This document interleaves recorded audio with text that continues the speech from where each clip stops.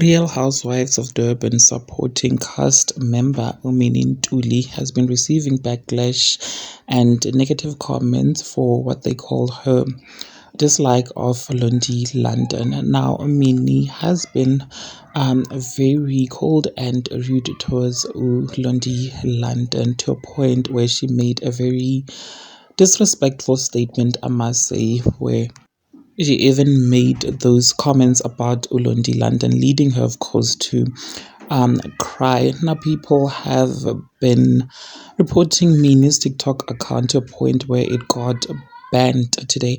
Now, Showmax did this article whereby they interviewed Mini, and in one of the questions, they did ask her about her a feud with Londi London, and she responded. They asked her if she and Londi do have some sort of a history, and is there something that viewers are not seeing about the beef between the two of you? And she responded by saying that there is no dramatic background or secret feud. What happened between us on the show in real time, and unfortunately, it spiraled. Emotions were high, egos were bruised, communication broke down.